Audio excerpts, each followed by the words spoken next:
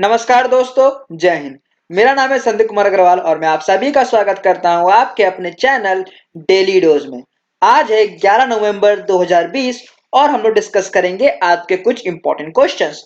चलिए फिर शुरू करते हैं।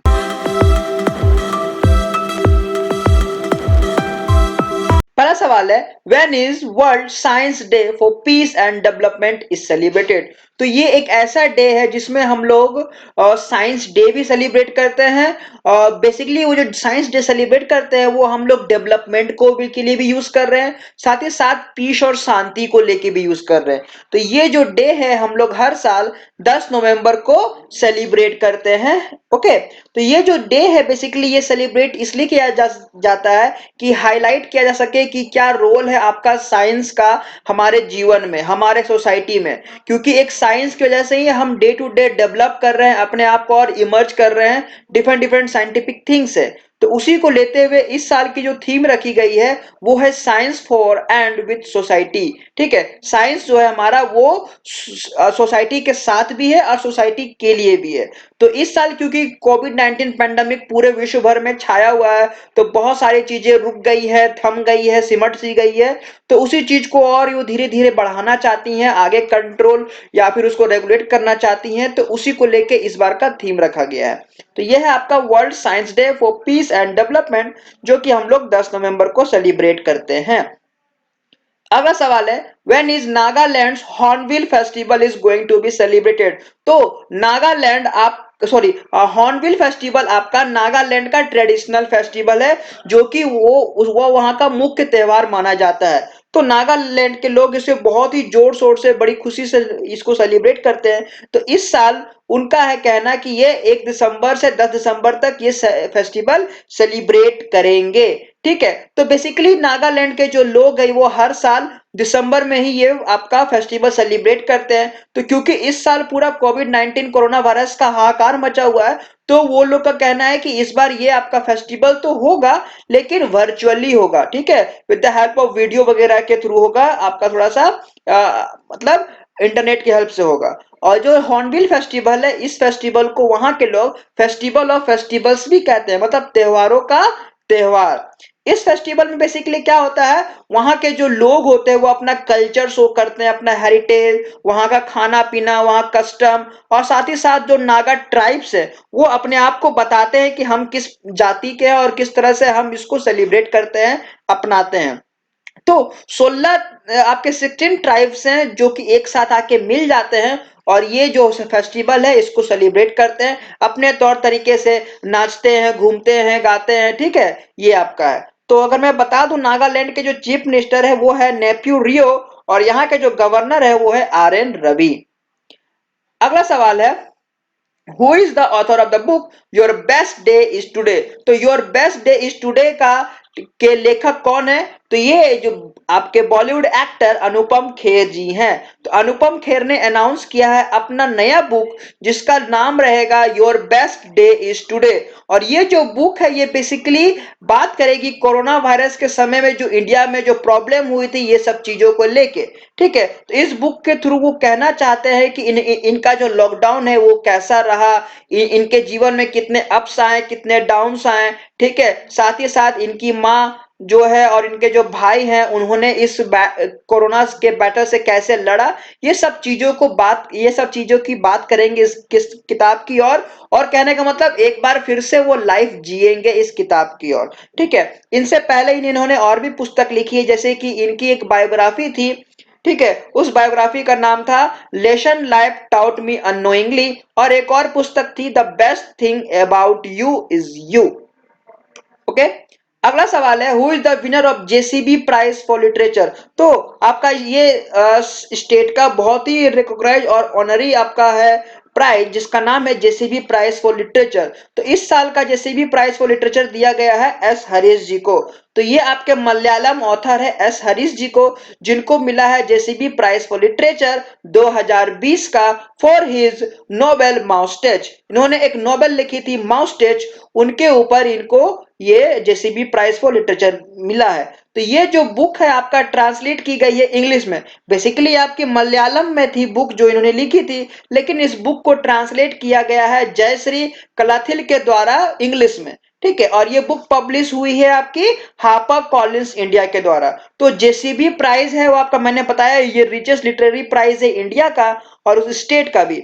तो ऐसा है कि ये आपका जो मलयालम ऑथर है इनको 25 लाख का कैश प्राइज दिया जाएगा और साथ ही साथ इनको 10 लाख का एडिशनल प्राइज भी दिया जाएगा। तो ये है आपका जेसीबी प्राइज फॉर लिटरेचर जो दिया जा रहा है एस हरीश जी को। अगला सवाल है, name the only Indian film who got entry eight Tokyo film festival. तो टोक्यो फिल्म फेस्टिवल में ऐसा कौन सा मूवी है जो कि भारत का इकलौता मूवी है जिसको एंट्री मिली है। तो ये है आपकी कारखानी संची। कारखानी संची वारी करके आपकी एक मूवी है जो कि आपकी एक मराठी मूवी है जिसका मतलब होता है SS on a road trip. तो SS on the road trip ये जिसकी मतलब होती है, तो ये आपकी मराठी मूवी आपको इसको एंट्री मिली है टोक्यो फिल्म फेस्टिवल की और ये भारत की एकमात्र मूवी है जिसको एंट्री मिली है। तो ये आपका 149 मिनट की जो मूवी है ये कहानी बताती है आपकी करखनीस की। करखनीस कहने का मतलब एक परिवार है, फैमिली है जो कि पुणे की लास्ट जॉइंट फैमिली है। बेसिकली आजकल जो भी सिटीज में टाउन में लोग इंडिविजुअल रहना चाहते हैं, हम हमारी पत्नी हमारे बच्चे। तो जॉइंट फैमिली कहने का मतलब जब एक फैमिली में सभी कोई मिलजुल के रहते हैं, हम रहे हमारे चाचा लोग रहे हमारे दादा दादी मम्मी पापा मतलब जो भी है लिविंग वो सब हम लोग साथ रहते हैं, तो वो होती है जॉइंट फैमिली। तो ये पुणे की एक स्टोरी है जॉइंट फैमिली की जो कि अपना शहर छोड़ रही है। ठीक है, तो ये जो मूवी है ये डायरेक्ट की गई है आपकी मंगेश जोशी के द्वारा। अगला सवाल है, who has been the new MD and CEO of Petronet LNG limited. तो पेट्रोनेट एलएनजी लिमिटेड के न्यू एमडी और सीईओ किन्हें बनाया गया है। तो ये बनाया गया है अक्षय कुमार सिंह जी को।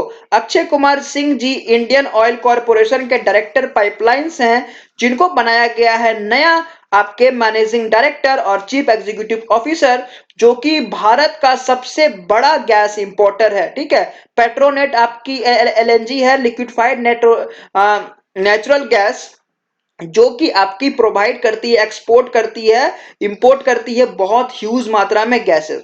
तो ये रिप्लेस कर रहे हैं प्रभात सिंह को जिनका कि 5 साल का टेन्योर खत्म हो गया। तो पेट्रोनेट आपकी एक ज्वाइंट वेंचर है जो कि काम करती है IOC Indian oil corporation, GAIL oil and natural gas limited, BPCL ये सब के साथ काम करती है। तो पेट्रोनेट आपकी भारत में दो जगह से ऑपरेट की जाती है, वो है आपकी दहेज जो कि गुजरात में है, दूसरी है कोच्चि की केरला में है। ओके, तो आयोस के चेयरमैन है अभी फिलहाल श्रीकांत माधव वैद्य जी। अगला सवाल है, which product from Assam got the GI tag. तो असम से ऐसा कौन सा चीज निकल के आया है कि जिसको GI tag geographic index tag दिया गया। तो यह है आपकी तेजपुर की लीची। ठीक है, लीची वहां की बहुत फेमस है। ठीक है, वैसे तो हम लोगों ने सुना है कि मुजफ्फरपुर की लीची भी बहुत ज्यादा फेमस होती है, तो ये जो तेजपुर की लीची है इसकी कुछ अलग ही बात है। तो वहां के जो आपके हैं, कहने का मतलब ये इंफॉर्मेशन दिया गया है agriculture and process food product export development authority के द्वारा ये अनाउंस किया गया है कि असम की जो तेजपुर लीची है उसको जियोग्राफिकल इंडेक्स मिला है, टैग दिया गया है। तो बेसिकली इन्होंने 2015 में ही एप्लीकेशन फाइल की थी कि हमारे लीची को जीआई टैग दिया जाए, और उस समय ये जो हुआ था वो 28 अगस्त 2013 में हुआ था by the north eastern regional agriculture marketing corporation. तो अब जाके कहीं तेजपुर लीची को ये टैग दिया गया है, जीआई टैग। तो तेजपुर की खासियत क्या है, बेसिकली तेजपुर की लीची की खासियत क्या है, इसकी क्वालिटी बहुत ज्यादा अच्छी होती है, इसकी एक महक है अलग सी, इसकी अलग टेस्ट है बहुत ज्यादा, इसकी जो पल्प है वो जूसी है, और जो पहाड़ी जो उसका कवर होता है वो बेसिकली बहुत ही रेड कलर होती है जो कि बहुत अट्रैक्ट करती है। तो ये अपने आप में ये तेजपुर की लीची बहुत खास है।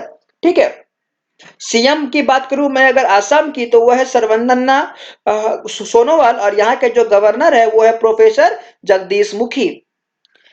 अगला सवाल की ओर बढ़ते हैं, where is country's longest motorable single lane bridge inaugurated. तो भारत का सबसे लंबा सिंगल लेन ब्रिज कहां पे लॉन्च किया गया है? तो ये आपका किया गया है उत्तराखंड में। ठीक है, तो उत्तराखंड के जो सीएम है आपके त्रिवेंद्र सिंह रावत ने इसका इनॉग्रेशन किया है 9 नवंबर 2020 को। बता दूं आपको, 9 नवंबर को ही आपकी उत्तराखंड की स्थापना हुई थी। ये एक राज्य बना था, तो उसी को लेते हुए इन्होंने, उस खास दिन को लेते हुए आपका इन्होंने ये मोटरेबल सिंगल लेन ब्रिज का इनॉग्रेशन किया है। ठीक है, ये दुनिया इंडिया की सबसे लंबी सिंगल लेन मोटरेबल है ब्रिज है, जो कि इनॉग्रेट किया गया है टेहरी गढ़वाल डिस्ट्रिक्ट में, जो कि उत्तराखंड में पड़ती है। ठीक है, ये बेसिकली ये है आपका 725 मीटर लंबा आपका ब्रिज है, जो कि बनाया जा रहा था 14 सालों से। ठीक है, 14 सालों से इसमें काम चल रही थी और इसको बनाने में कुल लागत लगभग 3 करोड़ रुपए खर्च हुए हैं। ठीक है, तो बेसिकली ये ज्यादा अच्छा काम क्या करेगी, ये जो 5 घंटे का जो रास्ता है ना टेहरी से प्रतापनगर, उसको कम करके ये 1.5 घंटे में पहुंचा देगी। तो कहीं ना कहीं 3.5 घंटे का समय बचेगा यहाँ पे। ओके, तो ये है आपका अगला सवाल है, name the multimedia public awareness campaign evolved by RBI. तो आरबीआई के द्वारा, एक रिजर्व बैंक के द्वारा एक आपका एक कैंपेन लॉन्च किया गया है, जो कि आपकी मास मीडिया में है, मल्टीमीडिया में, ताकि लोगों को अवेयर किया जा सके। तो इसका नाम है आपका आरबीआई कहता है। ठीक है, तो आरबीआई कहता है जानकार बनिए, सतर्क रहिए। ठीक है, तो इन्होंने 14 अलग अलग भाषाओं में ये कैंपेन जारी की है, ताकि लोगों को एडुकेट कर सके, उनको अवेयर कर सके कि सेफ बैंकिंग और फाइनेंशियल प्रैक्टिस कैसी होनी चाहिए। ये अब तक का भारत का सबसे बड़ा 360 डिग्री कैंपेन है, क्योंकि ये जो आपकी जो है सेंट्रल बैंक ने लॉन्च की है मास मीडिया में।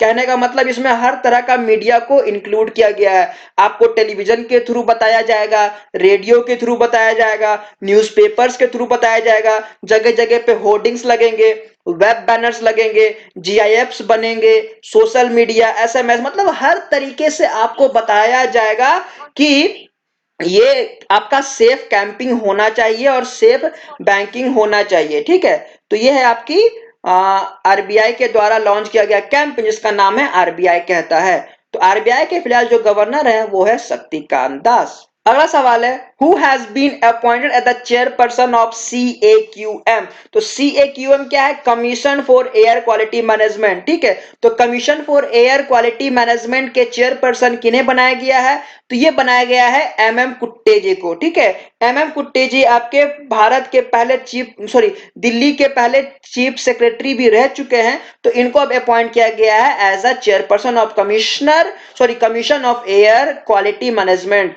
बेसिकली आपके एनसीआर रीजन में और उसके अगल बगल के रीजन में। तो कल मैंने आपको बताया कि वहां पे एनजीटी ने, है ना, नेशनल ग्रीन ट्रेवल ने आपका जो वहां पे पटाखों का पूरी तरह से बैन कर दिया है, क्योंकि वहां का पॉल्यूशन लेवल बहुत ज्यादा पुअर है। तो उसके बाद ये है, इनको अपॉइंट किया गया है ताकि वहां का जो पॉल्यूशन लेवल है वो चेक किया जा सके, जो कि इन्वायरमेंटल पॉल्यूशन का प्रिवेंशन हो सके और कुछ कंट्रोल मेजर्स लिया जा सके। साथ ही साथ ये भी कहा गया है कि उनके आसपास के जो फैक्ट्री रीजन्स हैं उसमें 1 करोड़ तक का जुर्माना आप ठोक सकते हैं, लगा सकते हैं। ठीक है, जो कि 5 साल तक चलेगी अगर आपके रूल्स को, आपके नियम को वायलेट करती है। ठीक है, तो बेसिकली इनका मेन मुद्दा यही रहेगा कि वहां के जो एनसीआर रीजन में है, खासकर एनसीआर में एक्चुअली पॉल्यूशन लेवल कम किया जा सके, ताकि एयर का प्यूरिफाइंग हो सके और लोग खुली हवा में चैन की सांस ले सके। साथ ही साथ ये बॉडी आपकी और भी काम करती है, जैसे कि inter coordinating activities between the state. कहने का मतलब अगल बगल जो पड़ोसी हमारे राज्य हैं उनके साथ एक संबंध बनाए रखने का भी काम करती है। तो ये थे आपके चेयरपर्सन ऑफ सीएक्यूएम एमएम कुट्टे जी। तो यह थे हमारे आज के कुछ इंपॉर्टेंट क्वेश्चंस जो मैंने आप सबके साथ डिस्कस किया। आई होप ये सेशन आपके लिए हेल्पफुल होगी। आज के लिए बस इतना ही। Thank you.